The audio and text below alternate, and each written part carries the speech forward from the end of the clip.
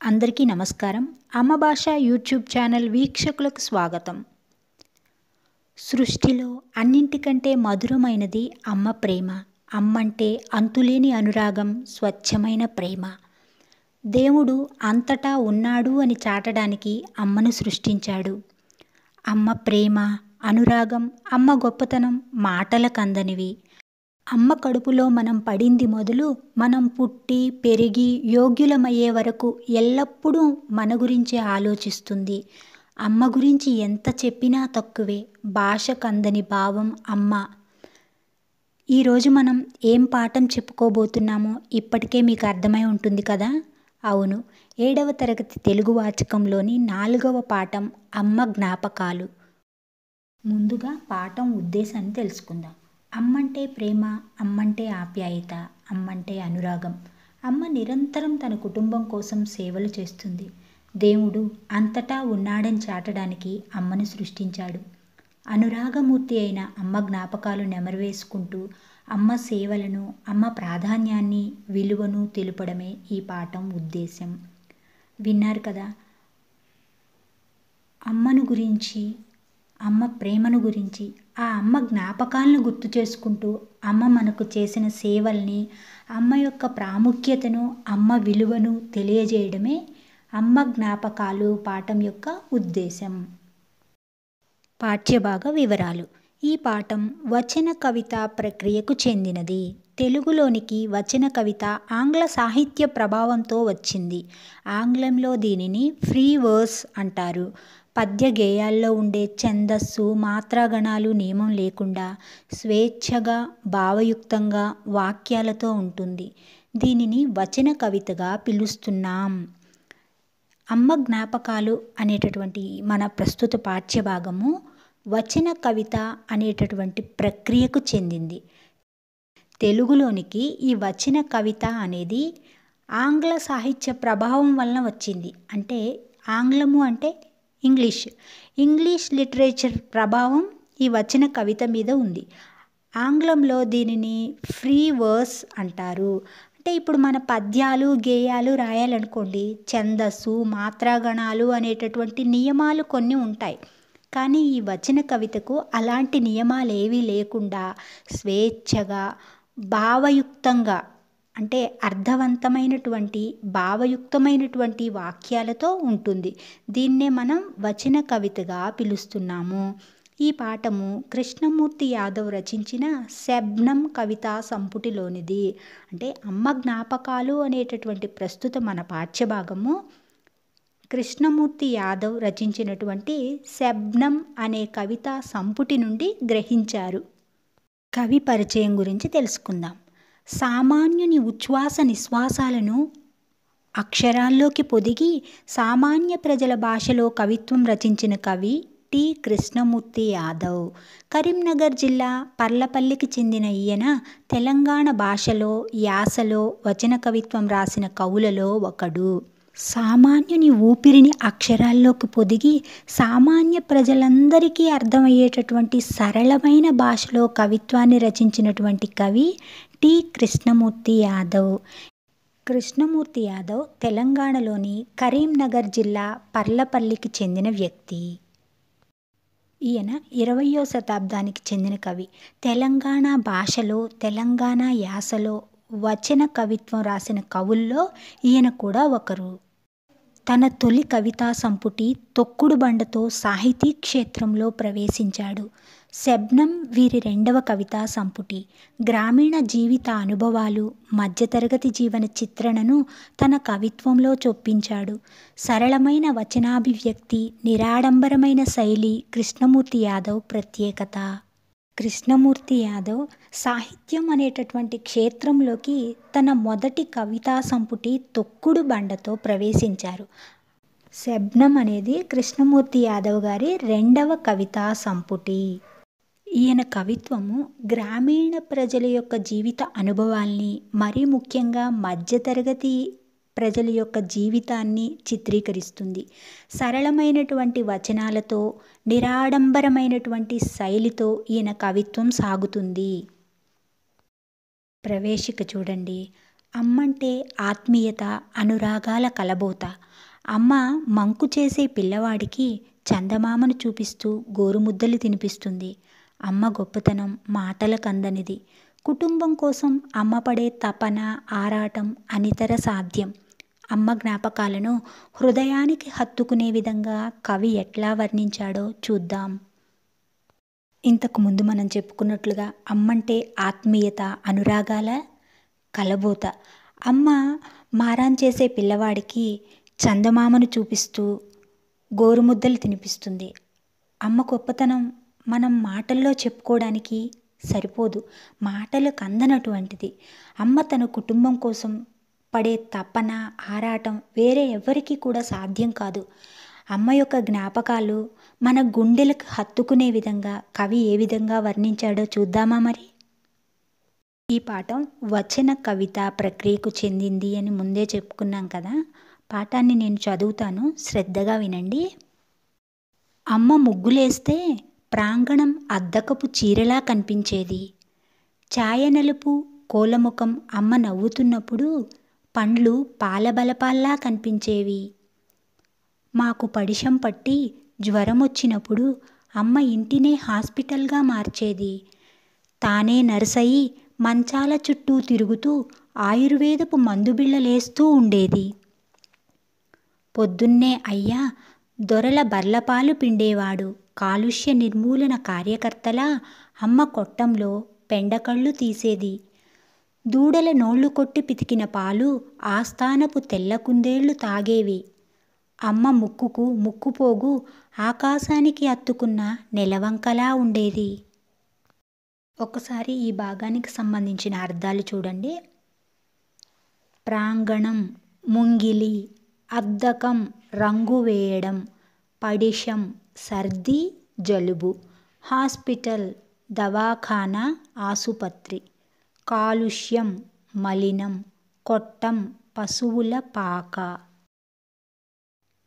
పాఠం వివరణ చూడండి. అమ్మ ముగ్గులేస్తే ప్రాంగణం అద్దకపు చీరలా కనిపించేది. అంటే అమ్మ వాకిట్లో ముగ్గులేస్తే రంగులు అద్దినటువంటి చీరలా వాకిలి అందంగా కనిపించేదట. ఛాయ నలుపు కోలముఖం అమ్మ నవ్వుతున్నప్పుడు పండ్లు పాలబలపాల్లా కనిపించేవి. ఛాయ నలుపు అంటే చామన ఛాయ, మరీ నల్లగా కాకుండా చామన ఛాయగా కోలముఖంతో ఉన్నటువంటి అమ్మ నవ్వుతున్నప్పుడు పండ్లు ఎలా ఉండేవట? పాల బలపాల్లా కనిపించేవి, అంటే తెల్లగా కనిపించేవి. చామన ఛాయగా కోలముఖంతో ఉన్నటువంటి అమ్మ నవ్వినప్పుడు పండ్లు తెల్లగా అందంగా కనిపించేవి. మాకు పడిశం పట్టి జ్వరం వచ్చినప్పుడు అమ్మ ఇంటినే హాస్పిటల్గా మార్చేది. అంటే ఇక్కడ మాకు అంటే ఎవరు? పిల్లలకు. కవి చెప్తున్నారు అమ్మ గురించిన జ్ఞాపకాల్ని. పిల్లలకు పడిశం పట్టి, పడిశము అంటే జలుబు, సర్ది అంటారు కదా, అలా జలుబు చేసి జ్వరం వచ్చిందనుకోండి, అప్పుడు అమ్మ ఇంటినే ఒక హాస్పిటల్ లాగా, దవాఖానాలాగా మార్చేసేదట. తానే నర్సయి మంచాల చుట్టూ తిరుగుతూ ఆయుర్వేదపు మందుబిళ్ళలేస్తూ ఉండేది. హాస్పిటల్లో ఎలా అయితే నర్సు చూసుకుంటుందో అదేవిధంగా అమ్మ తానే నర్సులా మారి మంచాల చుట్టూ తిరుగుతూ ఆయుర్వేదపు మందులేస్తూ పిల్లల్ని అంటిపెట్టుకుని ఉండేది. ఆయుర్వేదం అనేది భారతదేశంలో ప్రాచీన కాలం నుండి ఉన్నటువంటి వైద్య విధానం. వనమూలికల ఔషధాల ద్వారా, అంటే వనమూలికలతో తయారు చేసినటువంటి మందుల ద్వారా చికిత్స చేసి ఆయుష్ను పెంచే వైద్య విధానమే ఆయుర్వేదము. అందువల్లనే అమ్మ పిల్లలకు జలుబు చేసి జ్వరం వచ్చినప్పుడు పిల్లలకు ఆయుర్వేద మందు బిళ్ళలు వేసేది. అంటే ఇక్కడ మనం ఏమర్థం చేసుకోవాలంటే, మనకు అంటే పిల్లలకి అనారోగ్యం చేసినప్పుడు అమ్మ నిద్రాహారాలు మాని మనకి సేవలు చేస్తూ కనిపెట్టుకుని ఉంటుంది. ఈ కవితలో కవి అమ్మ ముగ్గులనేమో అద్దకపు చీరతో పోల్చారు, పండ్లనేమో పాల బలపాలతో పోల్చారు. ఇది కవి యొక్క ఊహాశక్తికి నిదర్శనంగా మనం చెప్పుకోవచ్చు. ఆ తర్వాత చూడండి, పొద్దున్నే అయ్యా దొరల బర్ల పాలు పిండేవాడు. అమ్మ గురించి చెప్పారు కదా. ఇక పొద్దున్నే అయ్యా అంటే నాన్న, పొద్దున్నే లేచినటువంటి నాన్న దొరల బర్ల పాలు పిండేవాడు. అంటే దొరల దగ్గరికెళ్ళి దొరల ఇంటి దగ్గర ఆ గేదెల యొక్క పాలను పిండేవాడట. ఆ రోజుల్లో సమాజంలోని ధనిక వర్గాన్ని దొరలుగా వ్యవహరించేటటువంటి వారు. ఆ దొరల దగ్గర సామాన్యమైనటువంటి ప్రజలు పనులు చేసి జీవనాన్ని సాగించేవారు. ఆ తర్వాత చూడండి, కాలుష్య నిర్మూలన కార్యకర్తల అమ్మ కొట్టంలో పెండకళ్ళు తీసేది. కాలుష్యము అంటే మలినము, నిర్మూలన అంటేనేమో దాన్ని పూర్తిగా తొలగించడం. అమ్మ కొట్టం అంటే పశువుల పాక. అమ్మ పశువుల పాకలో పశువులు పెండ వేస్తాయి కదా, ఆ పెండకళ్ళను తీసి ఎలా శుభ్రం చేసేదటే కాలుష్య నిర్మూలన కర్తలా శుభ్రం చేసేదట. అంటే కాలుష్యాన్ని నిర్మూలించేటటువంటి కార్యకర్తలా అమ్మ పనిచేసేది. ఇక్కడ కవి అమ్మను కాలుష్య నిర్మూలన కార్యకర్తలా పోల్చారు. మరి చెత్త చెదారం వల్ల మన పరిసరాలు కలుషితమవుతాయి. దానివల్ల ఏంటి, మన ఆరోగ్యం పాడైపోతుంది. కాబట్టి ప్రభుత్వం కాలుష్య నిర్మూలన కోసం కొంతమంది కార్యకర్తలను నియమించి పరిసరాలు కలుషితం కాకుండా చర్యలు తీసుకుంటుంది. అలాగే అమ్మ కూడా అక్కడ ఉన్నటువంటి మలినాన్నంతా కూడా, ఆ పశువుల పాకలో ఉన్నటువంటి మాలిన్యాన్నంతా కూడా నిర్మూలన చేస్తుంది. ఏ విధంగా అంటే కాలుష్య నిర్మూలన కార్యకర్తలా చేస్తుంది. దూడల నోళ్లు కొట్టి పితికిన పాలు ఆస్థానపు తెల్ల కుందేళ్లు తాగేవి. అయ్య పొద్దున్నే దొరల బర్రెల పాలు పిండేవాడని చెప్పుకున్నాం కదా. అలా పిండిన పాలు ఎలాంటివి అంటే దూడల నోళ్లు కొట్టి పితికినవి. అంటే మరి పసి దూడలు, లేగ దూడలు ఉంటాయి, తల్లి దగ్గర పాలు తాగాలి, కానీ వాటిని తాగనీయకుండా ఆ దూడల నోళ్లు కొట్టేసి పితికినటువంటి ఆ పాలను ఎవరు తాగేవారు? ఆస్థానపు తెల్ల కుందేళ్లు తాగేవి. అంటే ఆ ఆస్థానంలో ఉన్నటువంటి ఆ దొరల పిల్లలు తాగేవాళ్ళంట. ఇక్కడ దొరల పిల్లల్ని కవి తెల్ల కుందేళ్లతో పోల్చారు. అమ్మ ముక్కుకు ముక్కుపోగు ఆకాశానికి అత్తుకున్న నెలవంకలా ఉండేది. అమ్మ ముక్కుకి ముక్కు పోగు పెట్టుకునేదట. ఆ ముక్కు పోగు చూడ్డానికి ఎలా ఉంటుంది అంటే అమావాస్య తర్వాత వచ్చే చంద్రునిలా అర్ధచంద్రాకారంలో ఉంటుందట. అర్ధచంద్రాకారంలో ఉన్న చంద్రుణ్ణి నెలవంక అంటాము. అమ్మ ముక్కుకు పెట్టుకున్నటువంటి ముక్కు పోగు కూడా అచ్చంగా ఆకాశంలో అత్తుకుని ఉన్నటువంటి నెలవంకలా అందంగా ఉండేదట. నిజంగానే కృష్ణమూర్తి యాదవ్ గారు సామాన్యులకు కూడా అర్థమయ్యేటటువంటి భాషలో అమ్మను గురించి అద్భుతంగా వర్ణించారు కదా. ఈ భాగానికి మరొక్కసారి వివరణ చూద్దామా? అక్కడ ఉన్నది మన అమ్మే, మనమే ఉన్నాము అనుకుంటూ ఊహించుకుంటూ వినండి. కవి ఎంత అద్భుతంగా చెప్పారో మీకే అర్థమవుతుంది. అమ్మ వాకిట్లో ముగ్గులు వేస్తే రంగులద్దిన అద్దకం చీరలాగా కనిపించేది. అమ్మ నవ్వినప్పుడు పండ్లు పాల బలపాల్లా తెల్లగా కనిపించేవి. పిల్లలకు జలుబు చేసినప్పుడు, జ్వరం వచ్చినప్పుడు అమ్మ ఇంటినే దవాఖానాగా మార్చి మంచాల చుట్టూ తిరుగుతూ ఒక నర్సులా మారి సేవలు చేస్తూ మందు బిళ్ళలు వేసేది. అయ్య పొద్దున్నే దొరల బర్లకాడికి పోయి పాలు పిండేవాడు. దొరల కొట్టంలో అమ్మ పెండ తీసేది. లేగదూడలు తాగకుండా వాళ్ళ నోళ్లు కట్టి పితికిన పాలు దొరల బిడ్డలు తాగేవాళ్ళు. దొరల బిడ్డల్ని ఇక్కడ కవి తెల్ల కుందేళ్లతో పోల్చారు. అమ్మ పెట్టుకున్న ముక్కు పోగు ఆకాశానికి హత్తుకుని ఉన్నటువంటి నెలవంకల అర్ధచంద్రాకారంగా ఉండేది. ఎంతో అందంగా అనిపించేది. పాఠం 2వ భాగం చూడండి. జమీందారు ఇండ్ల ముందు కుందెనలో వడ్లు పోసి రోకలితో దంపుతున్నప్పుడు మద్దెల దరువులు వినిపించేవి. అమ్మ ఒడిలో సోలెడు నూకలేసుకొని ఇంటికి వచ్చేది. గోవుల పక్కన లేగల్లా ఇంటి ముందు ఆడుకునేవాళ్ళం. అమ్మ ముక్కుపుల్ల వరహావతారం. ముట్టె మీద ఎత్తిన భూగోళంలా కనిపించేది. చెవుల గెంటీలు గడియారంలోని పెండ్యూలంలా ఊగేవి. అమ్మ అంబలి తాగి కొడవలి పట్టుకొని కోతలకు పోయేది.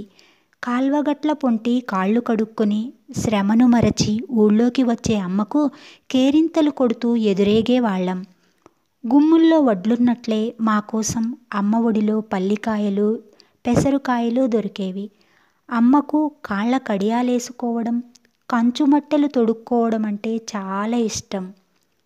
అమ్మ ఎప్పుడూ పట్టుచీరలు కట్టుకోనూ లేదు, పరుపుల్లో నిద్రపోనూ లేదు. నులక మంచం మీద నిద్ర, చేనేత చీరతోనే కాలం గడిపేది. సెలవుల మీద ఊళ్ళోకి వచ్చినప్పుడు తేనెటీగల్లా అమ్మ జ్ఞాపకాలు నా చుట్టూ ముసురుతాయి. ఈ భాగానికి సంబంధించిన కొన్ని పదాలకు అర్థాలు ఒకసారి చూడండి.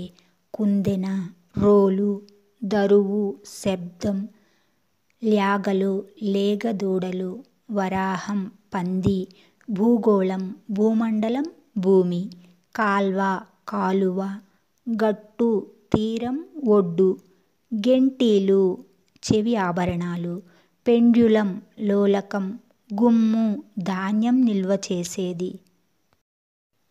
ఇక పాఠంలోకి రండి. జమీందారు ఇండ్ల ముందు కుందెనలో వడ్లు పోసి రోకలితో దంపుతున్నప్పుడు మద్దెల దరువులినిపించేవి. జమీందారు, జమీన్ అంటే ఉర్దూ భాషలో భూమి అని అర్థం. భూమితో పాటు పాలనా అధికారాలు కూడా ఈ జమీందారుల సొంతం. వీరినే భూస్వాములు అని కూడా అనేవారు.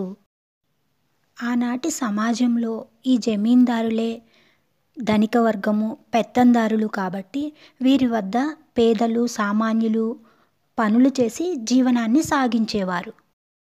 అమ్మ జమీందారుల ఇంటి ముందు రోల్లో వడ్లు పోసి రోకలితో దంచేదట. అంటే ఆ రోజుల్లో ఇప్పట్లోలాగా వడ్లకి రైస్ మిల్లు అలాంటివి ఏం లేవన్నమాట. ఎప్పటికప్పుడు జమీందారుల దగ్గర పనిచేసేటటువంటి పని వాళ్ళే ఆ వడ్లను దంచి బియ్యాన్ని తయారు చేసేవాళ్ళు. అమ్మ అలా రోట్లో వడ్లు పోసి రోకలితో దంచుతున్నప్పుడు ఆ శబ్దం పిల్లలకి ఎలా వినిపించేది అంటే మద్దెల దరువులాగా, అంటే సంగీతంలా లయబద్ధంగా మద్దెల శబ్దంలాగా వినిపించేదట. అమ్మ ఒడిలో సోలెడు నూకలేసుకొని ఇంటికి వచ్చేది. గోవుల పక్కన లేగల్లా ఇంటి ముందు ఆడుకునేవాళ్ళం. అమ్మ జమీందారుల ఇళ్లలో వడ్లు దంచినప్పుడు వాళ్ళు కొన్ని నూకలు ఇచ్చేవారు అమ్మకి. నూకలు అంటే ఏంటి? వడ్లను దంచితే బియ్యం వస్తుంది. ఆ బియ్యంలో కొన్ని ముక్కలవుతాయి. అలా ముక్కలైన వాటిని నూకలు అంటారనమాట. ఆ నూకల్ని జమీందారులు పని వాళ్ళకి ఇచ్చేవారు. అలా ఆ అమ్మ వాళ్ళ దగ్గర పనిచేసి వచ్చేటప్పుడు ఆ నూకలు తీసుకొని ఇంటికి వచ్చేది. అప్పుడు పిల్లలు ఏం చేస్తూ ఉండేవాళ్ళంటే గోవుల పక్కన లేగ దూడల్లా ఇంటి ముందు ఆడుకుంటూ ఉండేవాళ్ళు. అమ్మ ముక్కుపుల్ల వరహావతారం ముట్టె మీద ఎత్తిన భూగోళంలా కనిపించేది. అమ్మ ముక్కుకు పెట్టుకున్నటువంటి ముక్కు పుల్ల ఎలా కనిపించేదంటే వరాహావతారం, అంటే వరాహము అంటే పంది. విష్ణుమూర్తి లోక కళ్యాణం కోసం దశావతారాలు ఎత్తాడని పురాణాలు చెప్తున్నాయి. దశ అంటే 10. వరాహావతారం అనేది దశావతారాల్లో 3వ అవతారము. హిరణ్యాక్షుడనే రాక్షసుణ్ణి వధించడానికి విష్ణుమూర్తి ఎత్తిన అవతారమే వరాహావతారం. అమ్మ పెట్టుకున్నటువంటి ముక్కు పుల్ల వరాహావతారంలో ముట్టె మీద ఎత్తిన భూగోళంలా కనిపించేది అని కవి వర్ణిస్తున్నారు. అంటే ఏంటంటే ఇక్కడ కవి అమ్మను అవతారమూర్తిగా భావించాడు అని మనం అర్థం చేసుకోవాలి. చెవుల గెంటీలు గడియారంలోని పెండ్యులంలా ఊగేవి. అమ్మ చెవులకు పెట్టుకున్నటువంటి చెవి ఆభరణాలు గడియారంలోని లోలకంలా అటూ ఇటూ ఊగేవట. అంటే ఇక్కడ అమ్మని కవి ఎంత నిశితంగా పరిశీలించాడు అనేది మనకు అర్థమవుతుంది. ఆ తర్వాత చూడండి, అమ్మ అంబలి తాగి కొడవలి పట్టుకొని కోతలకు పోయేది. కాల్వగట్ల పొంటి కాళ్ళు కడుక్కొని శ్రమను మరచి ఊళ్ళోకి వచ్చే అమ్మకు కేరింతలు కొడుతూ ఎదురేగేవాళ్ళం. అమ్మ పొద్దున్నే అంబలి తాగేసి, అంబలి అంటే రాగి పిండితో వండినటువంటి ద్రవాహారం. ఆ అంబలిని తాగి కొడవలు పట్టుకొని పొలానికి కోతలు కోయడానికి వెళ్ళేదట. అలా వెళ్ళి తిరిగి వచ్చేటప్పుడు కాలువ గట్టులుంటాయి కదా, ఆ కాలువ గట్టుల పక్కన కాళ్ళు కడుక్కొని పొద్దుటి నుంచి చేసినటువంటి కాయ కష్టాన్ని, శ్రమని అంతా కూడా మర్చిపోయి ఊళ్ళోకి అడుగు పెట్టేదట అమ్మ. అలా వస్తున్నటువంటి అమ్మకు కేరింతలు కొడుతూ, అంటే ఆనందంగా కేకలు వేస్తూ ఈ పిల్లలు ఎదురేగేవాళ్ళు, అంటే ఎదురు వెళ్ళేవాళ్ళు. గుమ్ముల్లో వడ్లున్నట్లే మా కోసం అమ్మ ఒడిలో పల్లికాయలు, పెసరుకాయలు దొరికేవి. అంటే గుమ్ము అంటే ఇక్కడ ధాన్యం నిల్వ చేసుకోవడానికి వెదురు బద్దలతో కానీ ఈత వేళ్లతో కానీ అల్లినటువంటి ఒక పెద్ద గంప అనమాట. ఆ రోజుల్లో ధాన్యాన్ని నిల్వ చేసుకోవడానికి ఈ గుమ్ముల్ని వాడేవాళ్ళు. ఆ గుమ్ముల్లో ఎప్పుడూ కూడా వడ్లు నిల్వ ఉండేయట. గుమ్ముల్లో ఏ విధంగా అయితే వడ్లు నిల్వ ఉండేయో ఈ పిల్లల కోసం అమ్మ ఒడిలో ఎప్పుడూ కూడా పల్లికాయలు కానీ పెసరకాయలు కానీ దొరికేవట. అంటే పొలం నుంచి అమ్మ వచ్చేటప్పుడు పల్లికాయలో పెసరకాయలో ఏవో ఒకటి పిల్లల కోసం తీసుకొచ్చేది. కవి ఇక్కడ అమ్మ ఒడిని గుమ్ముతో పోల్చాడు. అంటే గుమ్ము కూడా ఎప్పుడూ ఖాళీగా ఉండదు, ధాన్యంతో ఉంటుంది. అలాగే అమ్మ ఒడి కూడా ఎప్పుడూ కూడా పిల్లల కోసం పల్లికాయలో పెసరకాయలో ఏవో ఒకటి ఉండేవి అని. అమ్మకు కాళ్ళ కడియాలేసుకోవడం, కంచుమట్టెలు తొడుక్కోవడం అంటే చాలా ఇష్టం. అమ్మకి ఇంకా ఏమేమి ఇష్టాలట, కాళ్ళకు కడియాలు పెట్టుకోవడం. ఈ కాలంలో అంటే మనం స్టైల్గా సన్నని పట్టీలు పెట్టుకుంటున్నాం, కానీ అప్పట్లో చక్కగా లావుగా కడియాలు పెట్టుకునేవారు కాళ్ళకి. అమ్మకి అలాంటి కాళ్ళకి కడియాలు పెట్టుకోవడం ఇష్టం. ఇంకా లోహంతో చేసినటువంటి మట్టెలు అంటే కాలి వేళ్లకు పెట్టుకునేవన్నమాట. ఆ మట్టెలు పెట్టుకోవడం అంటే కూడా చాలా ఇష్టమట. అమ్మ ఎప్పుడు పట్టు చీరలు కట్టుకోనూ లేదు, పరుపుల్లో నిద్రపోనూ లేదు. అమ్మ ఎప్పుడూ కూడా పట్టు చీరలు కట్టుకోలేదట. మరి సుఖవంతమైనటువంటి పరుపుల్లో కూడా నిద్రపోలేదు. నులక మంచం మీద నిద్ర, చేనేత చీరతోనే కాలం గడిపేది. నులక మంచం మీద నిద్రపోయేది. ఇంకా నేత పనివారు నేసినటువంటి నేత చీరలతోనే కాలం గడిపేది. అంటే ఇక్కడ కవి ఉద్దేశం ఏంటంటే, అమ్మ పట్టు చీరలు కట్టుకోలేదు, పరుపుల్లో నిద్రపోలేదు, నులక మంచం మీద నిద్రపోయింది, ఇంకా నేత చీరలు కట్టుకునేది, విలాసవంతమైన జీవితాన్ని అనుభవించలేదు. అంతేకాకుండా తన జీవితం అంతా కూడా కుటుంబం కోసమే సేవ చేసింది, పిల్లల కోసమే కష్టపడింది అని కవి యొక్క భావన. సెలవుల మీద ఊళ్ళోకి వచ్చినప్పుడు తేనెటీగల్లా అమ్మ జ్ఞాపకాలు నా చుట్టూ ముసురుతాయి. సెలవుల మీద కవి ఊరికి వెళ్ళినప్పుడు తేనెటీగలు ఏ విధంగా అయితే పువ్వులపై మకరందాన్ని ఆస్వాదించడానికి ముసురుకుంటాయో, అదేవిధంగా ఊరిలో అడుగు పెట్టగానే అమ్మకు సంబంధించినటువంటి మధురమైనటువంటి జ్ఞాపకాలు మనసు చుట్టూ ముసురుకుంటాయి. రెండో భాగం యొక్క వివరణ మరొక్కసారి చూద్దామా? అమ్మ జమీందారుల ఇండ్ల ముందు కుందెనలో వడ్లను పోసి రోకలితో దంచుతున్నప్పుడు ఆ చప్పుడు మధ్యల మోతల సంగీతంలా వినిపించేది. అమ్మ రోజంతా కూడా కష్టపడి పనిచేసి సోలెడు నూకలను చీర కొంగులో మూట కట్టుకుని ఇంటికి వచ్చేది. అమ్మ వచ్చేసరికి పిల్లలు ఇంటి ముందు ఆడుకుంటూ ఉండేవాళ్ళు. అమ్మ పెట్టుకున్నటువంటి ముక్కుపుల్ల వరాహావతారంలో విష్ణువు ముట్టె మీద ఎత్తినటువంటి భూగోళంలా కనిపించేది. అంటే కవి అమ్మను అవతారమూర్తిగా భావించారు. అమ్మ పెట్టుకున్నటువంటి గంటీలు గడియారంలోని లోలకంలాగా ఊగేవి. అమ్మ అంబలి తాగి కొడవలి పట్టుకుని కోతలకు పోయి కష్టపడి పనిచేసి మళ్ళీ వచ్చేటప్పుడు ఆ కష్టాన్నంతా మర్చిపోయి కాల్వ గట్ల మీద కాళ్ళు కడుక్కొని ఇంటికి వచ్చేది. అమ్మ వస్తుంటే పిల్లలు ఎగురుతూ దుంకుతూ అరుపులతో కేరింతలతో ఎదురెళ్ళేవాళ్ళు.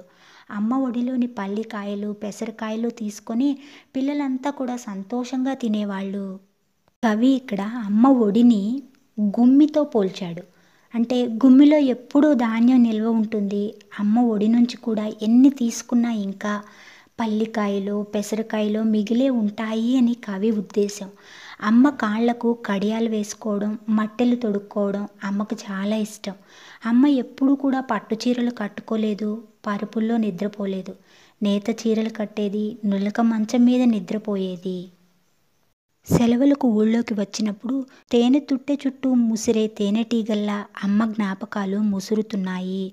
ఇట్లా అనడంలో కవి ఉద్దేశం తేనెటీగలు మధురసం కోసం పూల చుట్టూ తిరిగినట్లు అమ్మ జ్ఞాపకాల మాధుర్యం తన మనసు చుట్టూ ముసురుతుంది అని చెప్పడం. ఈ కవిత అమ్మను ఎప్పటికీ మరచిపోలేము అని తెలియజేస్తుంది. అమ్మ జ్ఞాపకాలు పాఠం ఇంతటితో ముగిసింది. మరో వీడియోతో మళ్ళీ కలుద్దాం. ధన్యవాదాలు.